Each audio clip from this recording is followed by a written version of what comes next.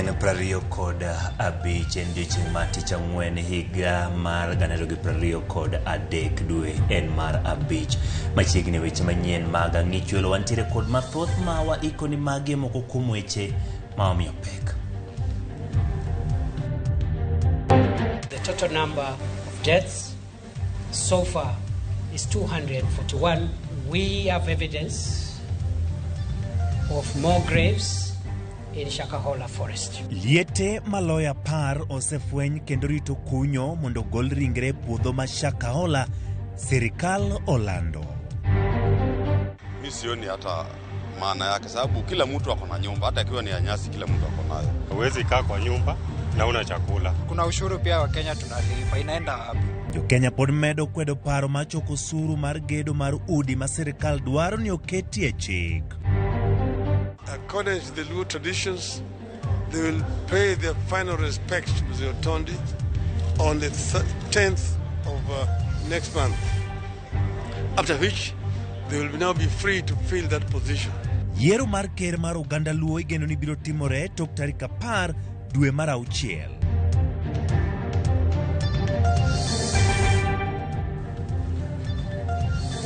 Machiegni kwa Ramogi parni nyalo tudori kodwa namba manari adek auchiel nono. Bende yudo wakanyo achiel kachiel e YouTube page mar Wamano mar Ramogi TV, wantiere Instagram kachiel kod Twitter. Nyinga Simfroz Okinda. Nyinga Ochieng' Emmanuel bed kod chakruok nyaka giko jaloko marwa en Belinda Adhiam. Rigre apar kuom apar kod abich ma otimne gi bero odiochieng' ma kawuono Shakahola oyangore ne otho nikech kech. Ang'wen ne okoyang kit tho margi ni mar negisetou. Jafambo marwa Judith Omondi miyo walerno. E okinyi ma kawuono, jatend migawo mar arita Kithure Kindiki ne ochopo e boma ma Malindi mar puodho okang' mar ariyo mar chako bero mar ringre 129 ma osekunyie liete ma Shakahola. Kindiki ne okoni chungo kunyo liete ne en mar chiwo thuolo mar bero mondo mi gichwal ringre go e kar kano ringre joma otho moro magiseyango kaluwore ni mano magitiyo godo Malindi opong'. Suspension that took place on Thursday of the exhumation exercise is meant to allow this post-mortem exercise of the 129 bodies that are here to make sure that we are able to free this hospital mortuary because it is of limited capacity. Ringre 15 ne obari odiochieng' ma kawuono, chwo 4 kod mine 11. Kuom ji 15 gi, ji 3 ne nyithindo, 10 yangni ne otho kaluwore kod kech, miyo 1 ne nitie kod hinyruok e wiye, ka omedore kod kech ka ji mamoko 4 to ne ok nyal yang gino mane okelo thogi kaluwore ne gitowo mokalo. Ringre gi duto ne ni kod fuonni kata bed ni thoth gi ne otow. Of postmortems that we did today were 15. 4 bodies of male and 11 were females. And we managed to do postmortem on the body of 3 children and 12 adults. Most of the bodies were badly decomposed. We found that most of them were caused by starvation. These were 10. 4 of these we were unable to find the cause of death because of the level of decomposition. One of them was caused by head injury. Kindiki mabange ne olimo bungu ma Shakahola ne okoni gi yudo tich matek e reso ji kaluwore ni moko temo ringo kama moko beda gi chiemo kata bang' ka osechwal gi ute thieth gino mane omiyo achiel owito ngimane odiochieng' manyoro. Okoni giseyango liete mamoko ma hawa par ma owinjo gi chak kunyo. Yesterday we lost one of the persons who had been rescued from Shakahola Forest and taken to hospital for stabilization because they continued to resist eating. We tried our best to feed the victim of this horrible crime with a lot of resistance, but because they had already been weakened significantly. Nyaka sani, maromo ji 241 oseyangni ne otho nikech puonj makoch mar jadolo Paul Mackenzie. Jogo ma oseresi gin 91. Ji ma oseriw kod anyuola gi gin 19 ewi anyuola 613 mane ogolo lipot ni joge gi olal. Ji 34 nyaka sani osemaki ma itudo kod chiwo puonj magalagala makoro osemiyo mahawo ji 300 wito ngimagi. Judith Omondi, Ramogi TV. Jang'ad bura adek e doho ma apilo wito oko kwayo mar piny owacho morwako e pacho ka chiemo momede nyinyi mong'ere kaka GMO mawuok e pinje maoko. Ing'eto margi Mohamed Warsame, Ali Aroni kod John Mativo lero ni kwayo mar piny owacho ne onge mise kendo ne ok odewo dwach jopiny kata obedo ni nitie luoro e wi kit chiemo makamago. Okang' mar chungo chiemb GMO mowuok oko mar Kenya ochiwo thuolo ne doho mar nono kendo chiwo ng'eto e wi ywak manochwal kod riwruok mar Kenyan Peasants League. Piny owacho ne jiwo chenro mar nyiewo chiemb GMO kaka yor bugo dech chiemo mapacho ka kendo duoko chien pek mar nengo chiemb jamni.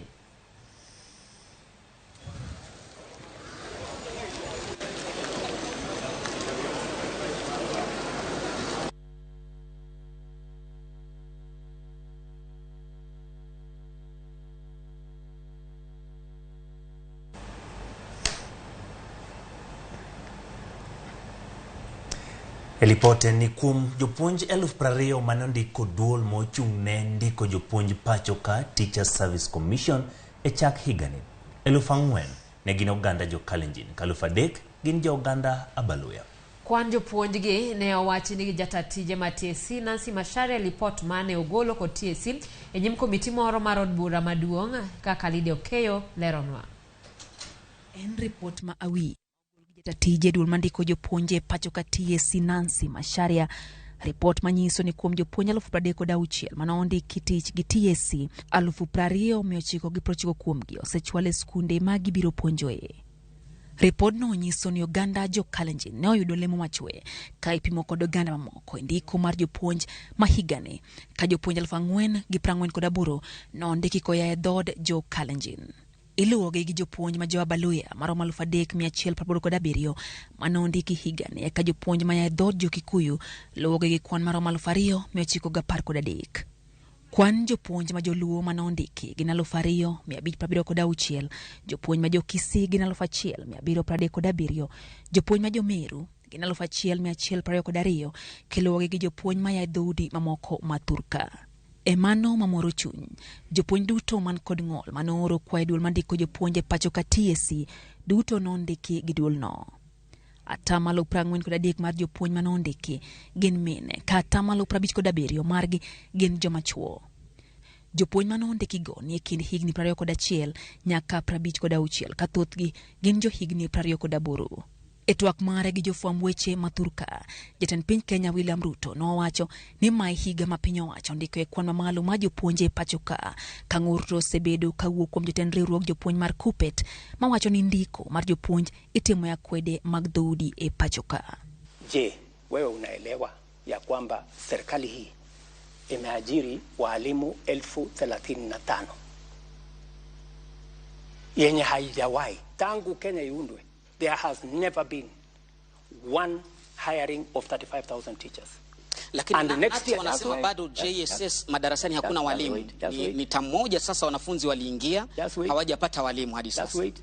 We are hiring another 35,000 next year, next financial year baada ya hii budget. Kwa sababu mimi naelewa na hii shortage ya walimu, kulikuwa na shortage ya walimu 1,110. Mimi nikichukua wadhifa wa uongozi.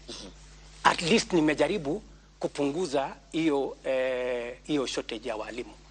The teachers who are worstly treated with that collective bargaining agreement were those in the lower cadre, and in the secondary school were those who are in C2, C3, C4. We want to alert the TSC that in Nyanza it is a crisis, and we are demanding, this is now a demand, that advert be removed forthwith and be replaced with an advert that is replacing the C3, the C4 and the C2, and particularly the diploma teachers. Jatati jedul mandiko jopuonj Nancy Macharia osingo ne gibiro chiwo report matute windiko ma jopuonje pachoka dwe mar 6 higani. Lydia Okeyo, Ramogi TV. Kadhi nyime doho mamalo chiwo thuolo ne duol makedo gi mibadhi EACC mar loro agulu mar bengi mar apisa moro matie log tich mar tend county ma Nairobi City Hall. Jagono manyinge Michael Auka Ajwang iloro agulune manigi shillings milion 537 ma ichitindi bed oyudo e yor mibadhi ni mar osache en mana mar shillings 21,000 dwe ka dwe. Jal bura mar doho ma Milimani Justice Esther Maina ochiwo thuolo ne EAC mondo mi otim nonro ne jagono bang' rem lero malong'o kuma ogole omendago. EACC dwaro ni udi mag Ajwang koriwo koda kamagawa moro mani Kisumu kod nyamburko 10 bende maki kod sirikal.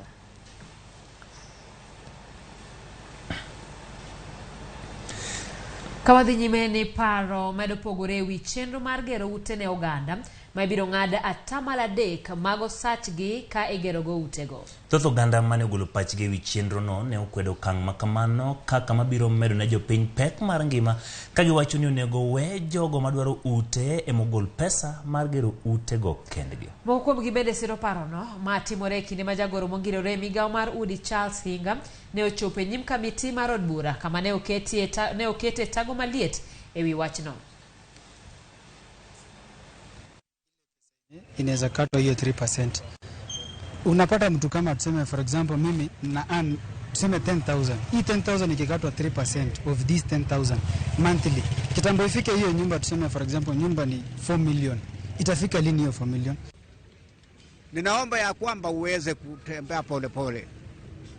Ni kweli inahitajika mijengo, lakini kwa mpango. Jaribu kutengeneza mpango, uunde kwanza namna utakavyoweka hazina yako. Serikali iwe na nguvu, na baada ya kujisimamia bila kuwa na mambo ya kukopa na kufanya nini, basi uanze kutengeneza mpango wa kuendeleza nchi kutokana na miradi mbalimbali. Hii maneno ya housing levy mimi naona si necessary kwa wananchi. Kenya Ruto kwanza angefanya public participation kwa wananchi before alete hii kitu kwa ground. Alafu tena si lazima angefanya ikuwe tu si kitu yenye analazimisha watu wenye walipe, ingekuwa tu optional. Kama unataka hii levy ikatwe kwa mshahara wako wakate, kama utaki ikae, because ukiendelea kufanya hii kitu sioni kama itasaidia wananchi, na ni kitu kana inapatia wananchi pattern kwa maisha yao. Tunakaribisha rais hata akuja Nandi, akuja Lanji housing, kama mtu hataki resign kwa kazi, ila Wakenya wengine wapate opportunity ya kazi ndio waendelee na hiyo project ya national housing. Kawadhi wach mabenda ng'eni oganda joluo rito giliyo kendo dwaro ng'eyo kaka brobet en ni oganda luo nenore ni koro nyaka pod giriti mar biro ng'eyo ker manyien margi. Romo mar jodong luo mane obagi Kisumu kawuono kendo mane oyuorie gi ogai mar mano mar Azimio Raila Odinga ne okochiwo ler ni en jago mane magidhi sidho ne lemono. Kaka jafwambo marwa Millicent Adhiambo lero, geno nitie ni ler ibiro chiw bang' tarik 10 dwe manyien.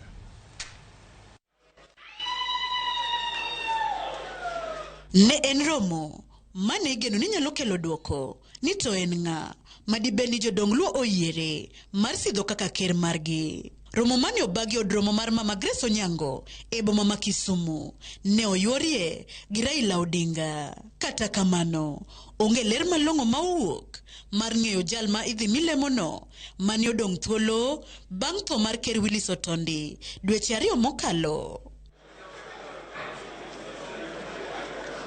Bang' romono mane otime yor apanda, Raila Odinga olero ni chenro mar yiero ker ibiro time yo moluore gi chike matao riwruog jodong luo. Gie thuolo ni jodongo ikore ne dok chung' e liend mosenindo Otondi dwe manyien. Today the elders basically were brainstorming on how to strengthen the movement and how eventually to elect a replacement for Mzee Otondi. They have resolved that on the 10th of next month they are going to go to pay their final respects to the departed in accordance with the traditions and rights of the Luo people, after which they will now be free to fill that position of the Kir. And that's going to be a general assembly, what they call the Wipinje, where a lot of matters will be canvassed, discussed and resolutions passed. Geno nitie ni yiero mar ker biro timore tok limbeno madhi timore tarik 10 dwe manyien ka Raila to medo lero ni riwruog jodong Luo nyaka bed mana motegno kaka yor riwo oganda kanyakla. Ker is a very important institution in Luo society in matters of culture, in matters of traditions, and so on. So it is important for us to strengthen the cultural heritage that we have and teach our children some of the traditions. Culture is not static. It's dynamic. It moves as society develops. Some old practices are discarded. New ones are adopted by the society.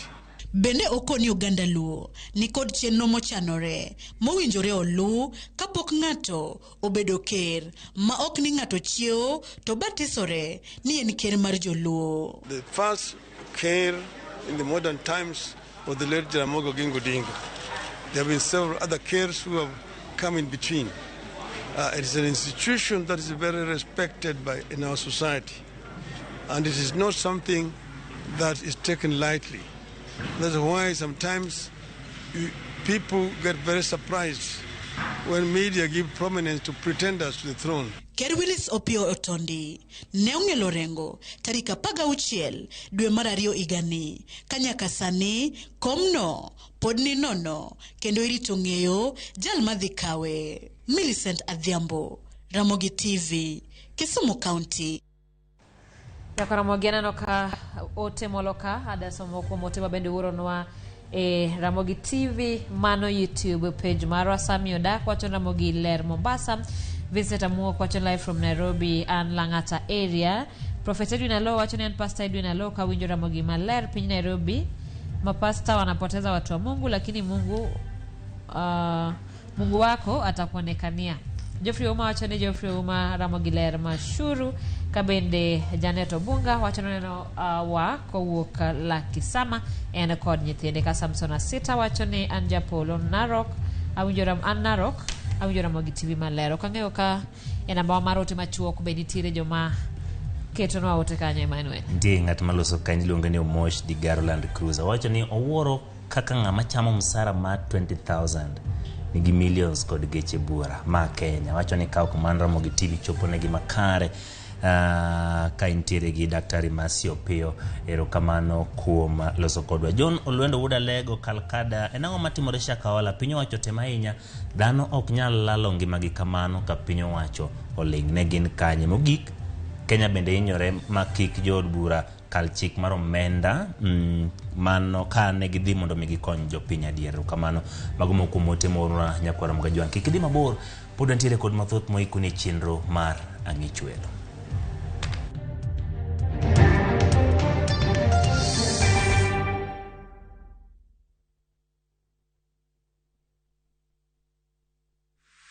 Is bad breath getting in your way? FreshMed mouthwash is formulated with fluoride and essential oils designed to fight bacteria that causes bad breath and tooth decay, working to give you a stronger enamel, fresher breath and healthier gums. For better oral hygiene, try FreshMed today. Available in ice mint and spearmint flavors in all outlets near you. From Tropical Brands. Could have been done with your part of the bargain. I cannot. You bail out now.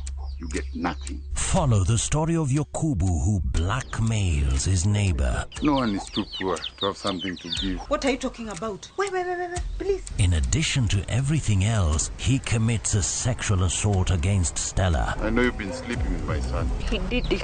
Who did what? He told me he was going to kill me if I told anyone. What are you doing in my house? We're pregnant. How sure are you the baby is even yours? Now Stella is pregnant and a lot more truth is about to come out. There's this secret. We have another brother. View Sasa brings you an exclusive series, Dreadful Twist.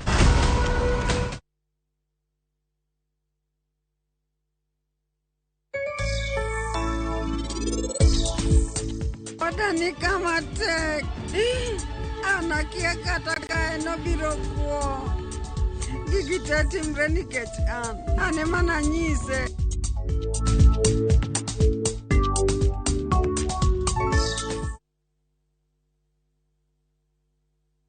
Sasa unaweza jishikia sashe fresh ya Blue Band Original gramu 15 ni 10 bob tu, halafu ya gramu 30 ni 20 bob pekee. Blue Band, jishikie size poa kwa bei fiti.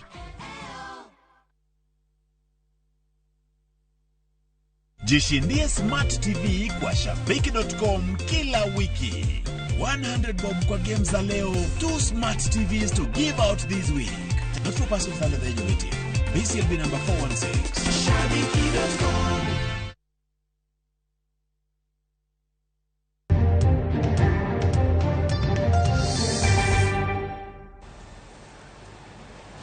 Erokamano kuom medo kete Ramogi TV. Nyasore ma nengone pok ong'ere nondhi e puoth oduma moro e gweng' ma Sulwe e kaunti ma Siaya.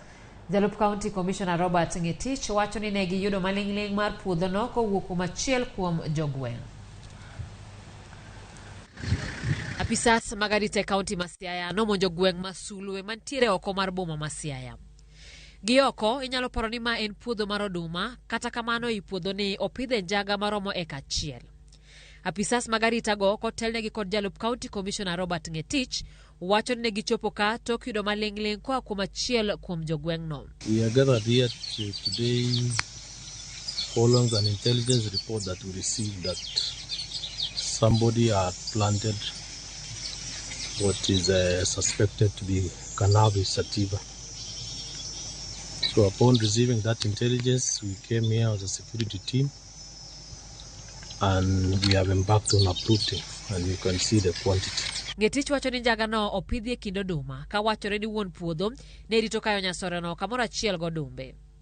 Ngetich bende duoko erokamano ne jogweng' kuom chiwonegi lipot kowacho ni njaga no dokelo hinyruok malach ka dine ok ofwenye chon. Kata kamano apisas go wacho ni ne ok ginyalo dhi achich ma wuon puodho ka giwacho ne gidwaro mar yudo neno mondi eka gichaka pedha mar mako wuon puodho. Because were it not for that patriotic Kenya, you can imagine the damage that would have this bank would have done, especially to our population. So we have not apprehended the suspect, but investigations are ongoing. First was to uproot, because had we not swung into action immediately, we would there could be chances that this evidence would have been tampered with. Ngetich wacho ni magi moya owangi kendo sani gibiro timo pedha mar kolo i puothe mar neno ni onge ng'ama ochako kiko nyasore e cham. Jotend kanisni ne obago alam e kuonde ma masiche mag apaya osetimore e chuny boma ma Migori kaka yor riembo hawi marach. Jodolo go jiwo piny owacho mondo okonye puonjo jopiny kod joriembo e rito ngima e ndara kod luwo chike mag apaya ka Jojuma nigi ler mathoth.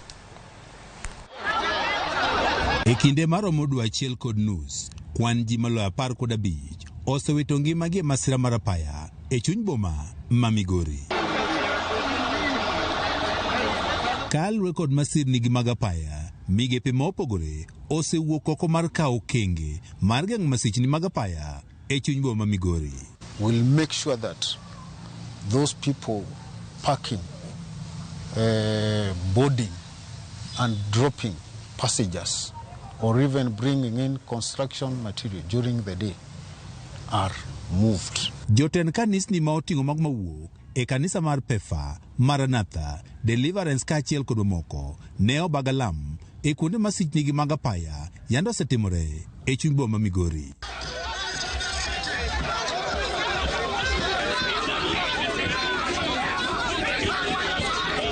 Joten kanisni gi kao telnegi kod Bishop John Okinda mar kanisa ma Pefa ne owach ni ber ka piny owacho kao kang' mar puonjo ganda duto to wanya joriemb nyamburko kaachiel kod apiko e yo makare matiyo kod apaya. Barabara zetu zilindwe. Kuna watu wanajifunza tu kuendesha dakika moja na wanaposimama mbele ya polisi wametoa 20, wametoa 50, wanaambiwa enda na wana uchuzi wa kuendesha magari.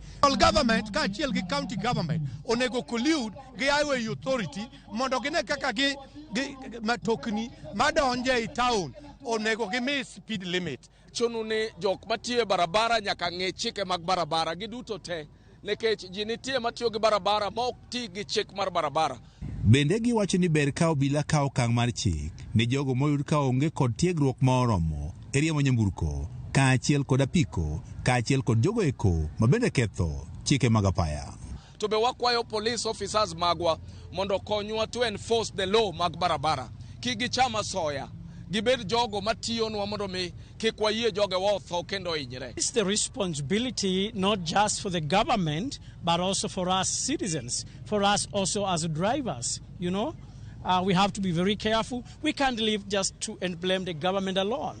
Kalure kod masich nigi mag apaya ma oseyo ka kwan oganda maloyo 15 osewito ngimagi e chuny boma ma Migori. Piny owacho ka okalo kuom duolno ma ochune gedego mag apaya pacho kae, Kenya National Highway Authority dhi nyime kod keto matuta e apaya e chuny boma ma Migori.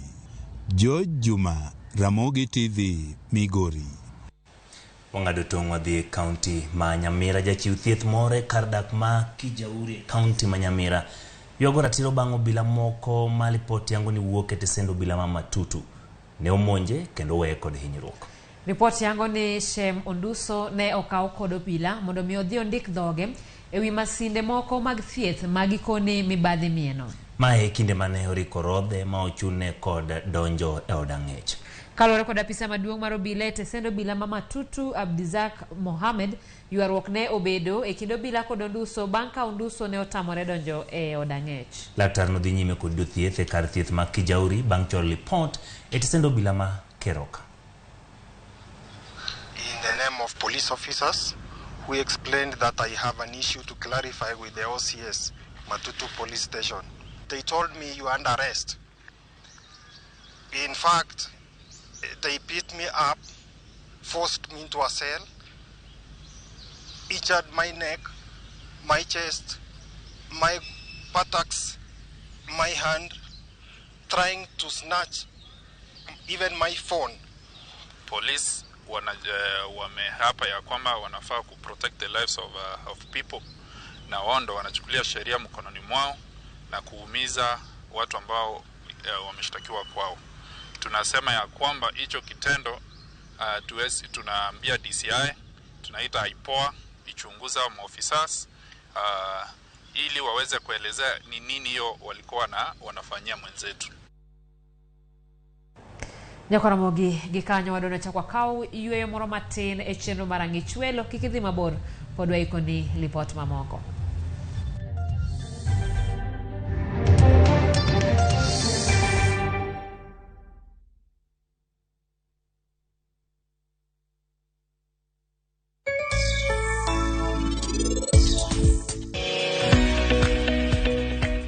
Samaka ofunde ka funde ne gilonye ne ngiso ni departments go watu wangi mora madhako nyarwako gimora mama dichuo nyarwako. Ohala mitimo maonge gi backup mar records ok inyal ng'eyo ni to kawuono watiyo nang'o, profit waloso nang'o. Dial star 334 hash to enjoy 1 GB at 50 Kenya shillings for 24 hours. Bundle exclusively available on Airtel Money. Okay, nimeshasekiwa hiyo 1 GB. Sana data yako kakuku tu.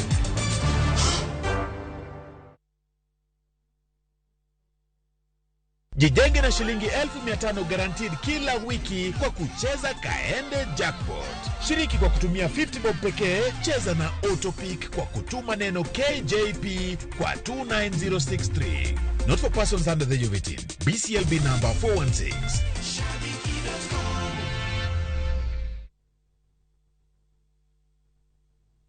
Winam Cinema, biro bedo kayangu ni gik manyien. There is this beautiful flower in your garden that is one being plucked.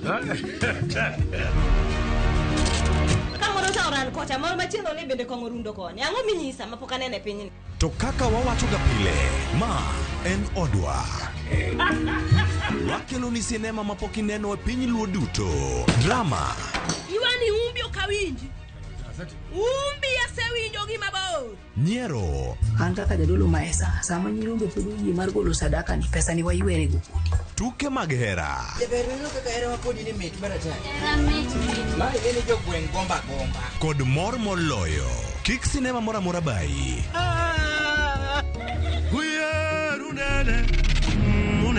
Ket wang'e wang' jowi mari mar Ramogi. Chieng' Jumapil, saa 2:15 otieno. Ma en Odwa.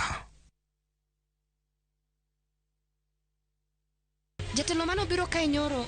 Odwa riwo arus kodi. Hera motwere kidi Lwanda omuoche kind osiepe ariyo. Jitengi. Neno no kende ok nyal romo. Wange gi nyaka. Miriambo thinyore lela kendo kelo mirima kod lit. Anang'ini do ng'at maber kaka. Bende anyuola kod osiepe nyalo donjo e kind osiepe ariyogi. Bedi. En ok ohera kata matin. Inyalo chopo kanya gi jal ma ihero kiling'ling'. Ne Suresh ni oko. Ibende biwadhi. Ng'at mabokendo Pragia. Ng'ano nigi hawi. Kik iwe ma ok ineno sigana mar hera motwere mar kumkum Bagia. Ok anyal yudo yo manyalo wacho nigo ni aheri. Yud chenro mar kumkum Bagia gi dholuo sani koro e View sasa.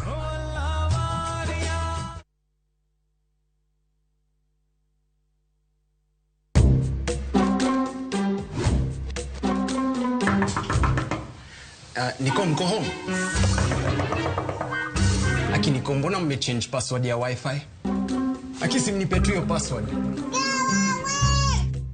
Hata baby girl go home, si ndio wamesema go away.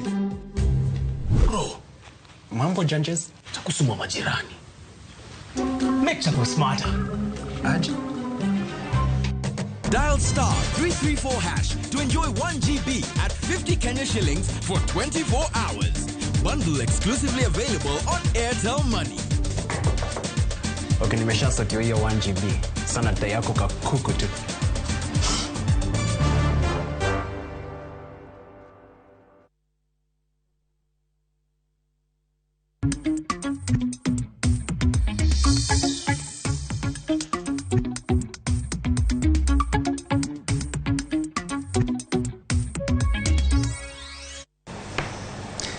Machiegni mesa mar ohala tendi ruog jotije mag kembe sukari ma pacho ka dwaro ni weg kembe sukari emoyene gigolo sukari e pinje maoko kaka yor dino fuok mar nok ma sukari e pacho ka. Jagoro maduong' mar riwruogno Francis Wangara kwayo jatend migawo mar pur Mithika Linturi mondo kik chiw thuolo ne kembe mamoko mag ji giwegi mondo kel sukari e pacho ka. Mailuo lendo ma Linturi nyogolo kowacho ni Kenya dhi omo sukari maromo tan 1,180.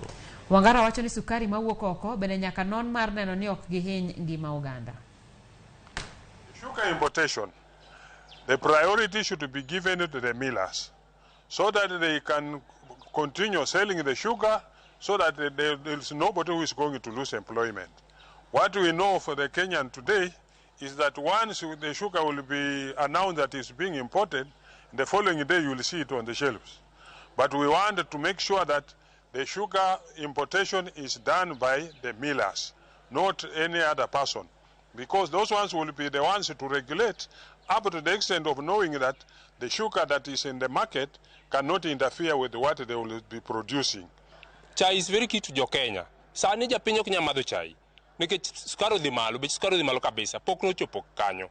Koro wakwayo minister mondo luong kembni magolo sukari to kod jok moko ma siro sukari stakeholders kaka union kama mondo megilos wach kaka ikelo sukari e Kenya ka ma ok ywak bibede. Jopur e kaunti ma Siaya timo ikruok ne nyasi manyisruok mwandu mag pur mowinjore obi otimre puodho manyasani ma Avepo mayudore Boro Alego Usonga. Jochan chenrono wacho ni odhi ywayo jopur mathoth ma bende dhi bedo e nyisruokno kendo geyo ber mwandu mag pur. Bende jopur dhi puonjore wi kaka puothegi nyalo nyuolo cham moromo. Jopuonjre bende yudo thuolo mar puonjore mathoth e wi pur.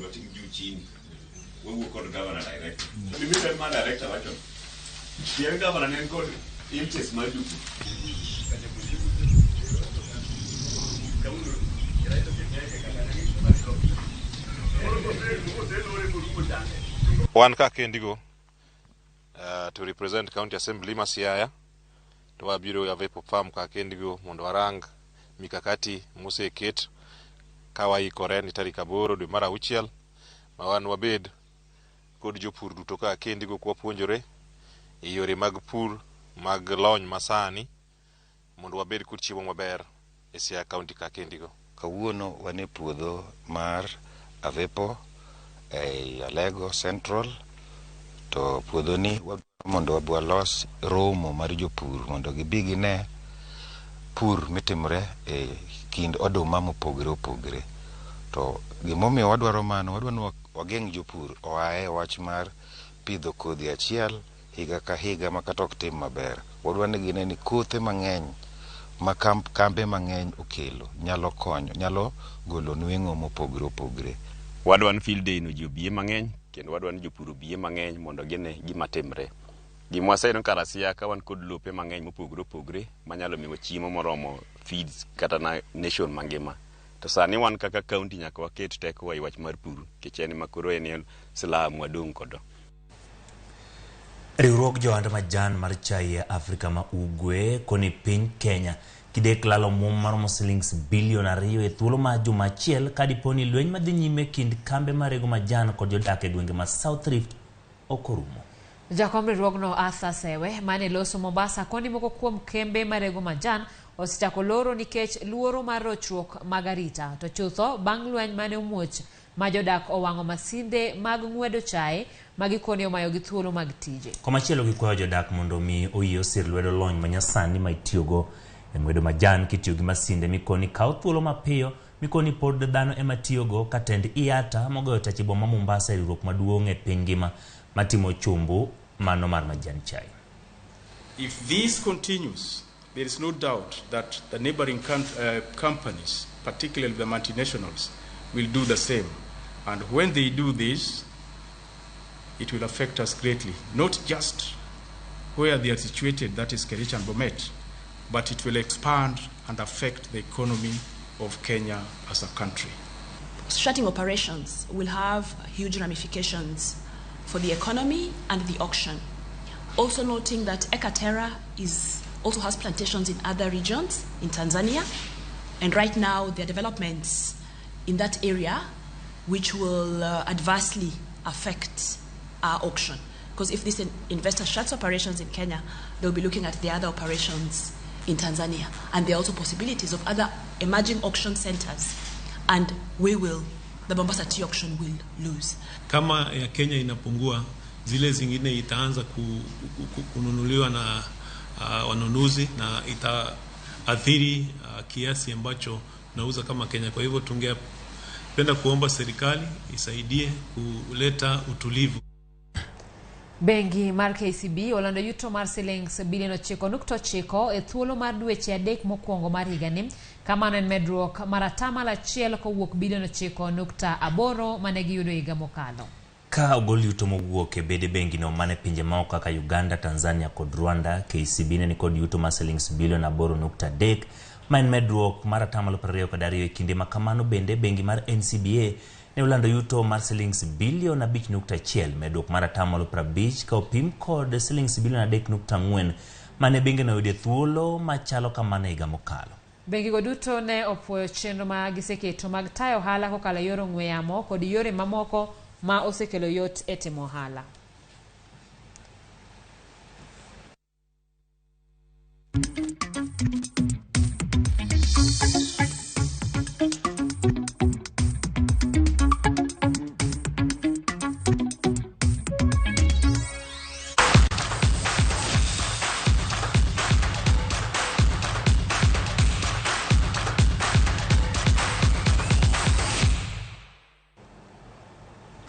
Machiegni mesawa mar tuke lipot mabiro mar johera mag Gor Mahia opira mabro bedo giko dirani. Tim adhula mar Gor Mahia kod Tusker notimo rako ka giikore ne rakruok mapek e lig mar adhula ma pacho ka. Tugo e kinde timbe ariyo gi otisi kaka manyalo biro nyiso kama bendera ochomo ewi tim mabiro kawo kombe no e season ni. Tusker gi sani gi namba 1 e mesa mar KPL gi points 64 ka iluwe kod Gor Mahia points 63. Kocha mar Gor Jonathan McKinsey nyiso yie mabiro yudo loch ka jotugo mag Tusker bende oniano kendo yango ikruok mar kedo gi Gor Mahia.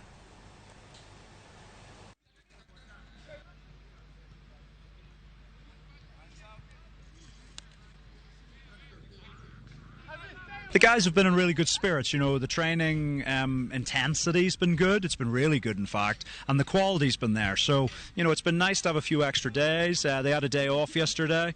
And, yeah, back in today now for that sort of, you know, run up to the finish line on Sunday for the game against Tusker. It's another weekend game. I know it's been challenging this season. Some of the games have been midweek.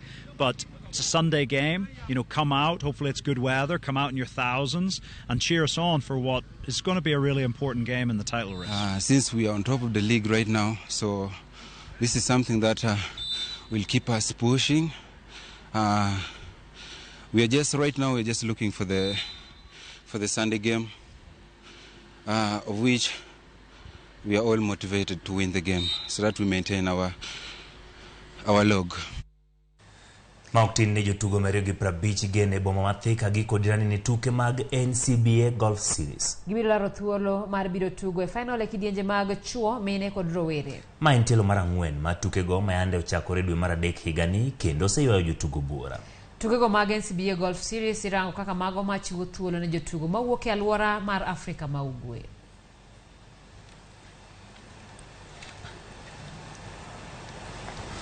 E piem ma bende oher kod jogo manigi nyamburko ma dongo tuke mag Rhino Charge buo Rhino Arc Kenya Charitable Trust oyudo sir ma shillings $15,000 kowuok kuom kambi ma Safaricom mabiro siro piem margi mibiro bagi kaunti ma Laikipia tarik 3 dwe mar 6 higani.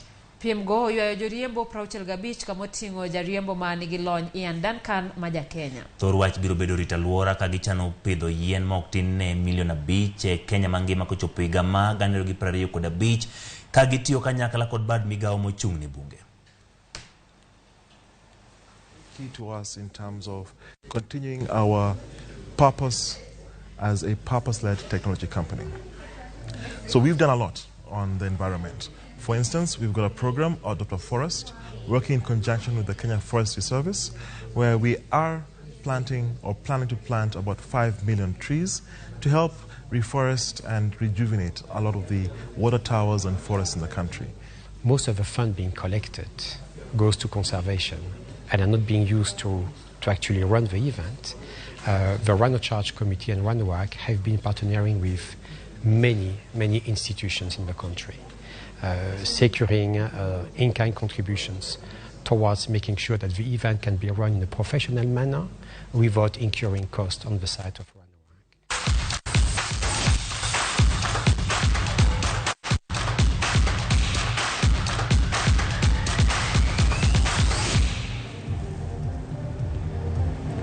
Arc. Ramogi mano bende makelo giko mar weche manyien mag ang'echwelo warom kendo weche manyien mag oyimore. Nyinga Simfros Okinda. Nyinga Uchingi Manuel, jaloko marwa nen Belinda Adhiambo.